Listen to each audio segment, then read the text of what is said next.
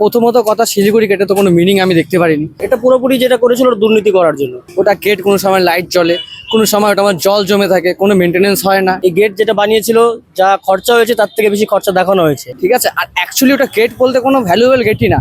करोड़ों रुपए की लागत से तैयार हुआ सिलीगुड़ी गेट आखिर क्यों सवालों के घेरे में। साल 2017 में उत्तर बंगाल विकास विभाग की पहल पर सिलीगुड़ी के प्रवेश द्वार पर सिलीगुड़ी गेट का निर्माण किया गया था। इस दौरान प्रशासन ने दावा किया था कि ये गेट शहर की पहचान और सौंदर्यीकरण को बढ़ाएगा। हालांकि कुछ ही वर्षों में इस स्वप्निल परियोजना पर कई सवाल उठने लगे। आरोप है कि सिलीगुड़ी गेट के निर्माण में करोड़ रुपए खर्च हुए हैं। वहीं लोगों का कहना है कि द्वार का डिजाइन आकर्षक नहीं है और सौंदर्यीकरण भी पर्याप्त नहीं है। आरोप है कि काफी रुपए खर्च करने के बावजूद काम अपेक्षित मानकों के अनुरूप नहीं हुआ। स्थानीय लोगों का दावा है कि पहले ये द्वार रात में रोशन रहता था और समय समय पर रोशनी के शो आयोजित किए जाते थे, लेकिन अब ये लगभग बंद ही रहता है। परिणाम स्वरूप रात के अंधेरे में इस द्वार का आकर्षण फीका पड़ गया है। हर दिन हजारों लोग और पर्यटक इस मार्ग से होकर गुजरते हैं। उनका कहना है कि उत्तर पूर्व भारत के प्रवेश द्वार के रूप में निर्मित इस संरचना का उचित रखरखाव और विकास नहीं हो रहा है। लोग सिलीगुड़ी गेट को लेकर अलग अलग राय दे रहे हैं। कुछ लोगों का कहना है कि क्या ये गेट प्रशासनिक सफलता को बढ़ावा देने के लिए बनाया गया है या फिर वास्तव में ये उत्तर बंगाल की शान को प्रदर्शित करने का प्रयास है। আমি যেখানে দাঁড়িয়ে রয়েছি, গেটওয়ে অফ নর্থ বেঙ্গল, হ্যাঁ অর্থাৎ শিলিগুড়ি গেট। এই শিলিগুড়ি গেট কিন্তু উত্তরবঙ্গ উন্নয়ন দপ্তরের থেকে তৈরির কাজ শুরু হয়েছিল। 2017 সালে কিন্তু এই গেটের নির্মাণ কাজ শুরু হয়েছিল। ঠিক যে জাতীয় সড়ক রয়েছে, জাতীয় সড়ক 31, সেই জাতীয় সড়কের ওপরে কিন্তু এই নির্মাণ কাজ শুরু হয়েছিল।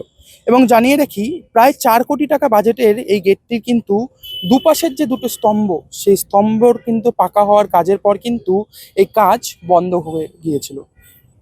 কারণ কেন্দ্রীয় বিশেষজ্ঞ সংস্থা পরিদর্শনে এসে কিন্তু জানায় যে গেটটির যে নকশা, অর্থাৎ যে গেটটির যে ডিজাইন করা হয়েছিল যেইভাবে, সেই ডিজাইনে কিন্তু মারাত্মক ত্রুটি রয়েছে।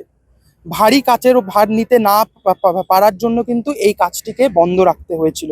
এবং জানিয়ে রাখি, এই যে জাতীয় সড়কের যে ওপরে যে এই শিলিগুড়ি গেট, তারপর কিন্তু কেন্দ্রীয় সংস্থার রিপোর্টের পর কিন্তু সেই কাজ কিন্তু বন্ধ হয়ে গিয়েছিল।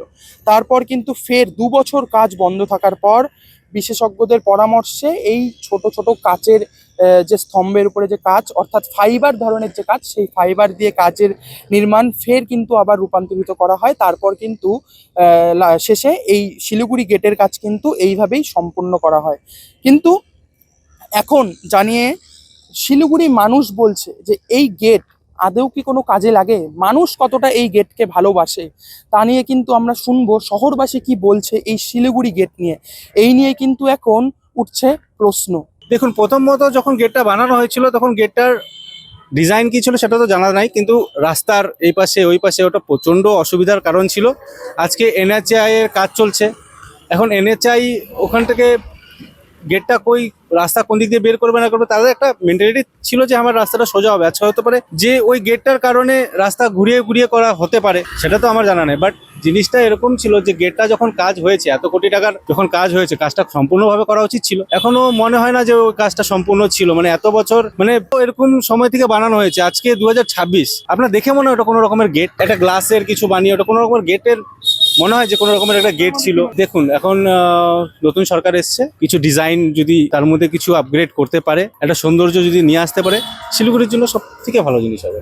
যতটুকু মনে হয়, আমি যতটুকু জানি, ভূত বাংলোতে যেরকম গেট থাকে, অনেকটা ভূত বাংলো গেটের মতন লাগে দেখতে, ঠিক আছে।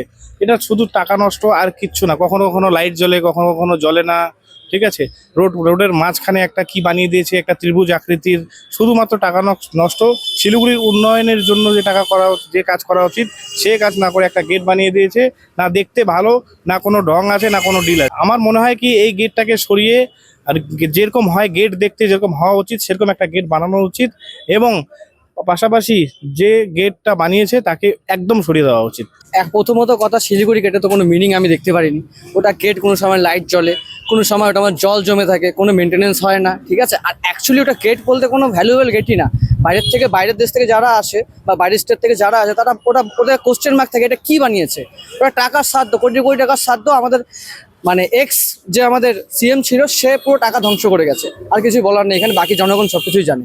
ওটা কি বানিয়েছে, উল্টা একটা ত্রিভুজ বানিয়ে দিয়েছে, ত্রিভুজের মধ্যে লাইট জ্বলে, কোনো সময় জল জমে থাকে, কোনো সময় ওখানে মাছ ছেড়ে দিলে মাছের চাষ করা যেত, ওখানে রীতিমতো মাছের চাষ করা যেত। ঠিক আছে, আপনার গেট একটা গেটের মতো হবে, দুই জায়গায় দুটা এরকম খাম্বা দাঁড় করে মিডলে একটা ত্রিভুজ বানিয়ে দিলে ওটা কোনো গেট হয়? গেটের কোনো ফ্রি হয়? গেটটা ভাঙ্গার কথা বলছি না, ওটাকে মানে মোটিভেট করা উচিত, ওটাকে নতুন করে ওটাকে ভালো মতো কাজ করা উচিত, ওটাকে মেনটেন্স করা উচিত, আর এটাকে গেট হিসাবে চিহ্নিত করা উচিত। ওটা একটা গেটের একটা লোগো থাকবে, গেটের একটা চিহ্নিত মার্ক থাকবে যে একটা শিলিগুড়ি গেট একটা, ওটা কেউ বুঝতেই পারে ওটা কী জিনিস আছে। ওটা টাকা সাধ্য করা হয়েছে, যারা ছিল এখানকার লোকাল বিধায়ক যারা ছিল তখন টিএমসির টাইমে, তারা নিজের পকেটে টাকা ঢুকেছে, আর কিছুই না। এই যে গেটটা বানিয়েছিল, এই গেটটা বানানোর পেছনে যে তৃণমূলের যে নেতারা ছিল, মাননীয় মেয়র সাহেব সম্ভবত ছিল তখন, আর এটা পুরোপুরি যেটা করেছিল দুর্নীতি করার জন্য। এই গেট যেটা বানিয়েছিল, যা খরচা হয়েছে তার থেকে বেশি খরচা দেখানো হয়েছে। আর যেদিন গেট হয়েছিল 2-3 দিন লাইট জ্বলেছে, লাইট জ্বলার পর থেকে ওই লাইট নিভে গেছে, যেমন তৃণমূল নিভে গেছে সেরকম ওই লাইটও নিভে গেছে। তো আমরা চাই যে এই গেটটাকে মেনটেন করা হোক, এই গেটটা একটা সৌন্দর্য আছে শিলিগুড়ি শহরের, সেটা থাকুক না, ভাঙা একদমই উচিত না। আমরা চাইবো ওটা মেনটেনেন্স করে আরেকটু সৌন্দর্যটাকে বাড়াক। ওটা প্রবেশদ্বার যেহেতু, তো প্রবেশদ্বার একটু প্রবেশদ্বারের মতো একদম করা হচ্ছে, সাজানো উচিত।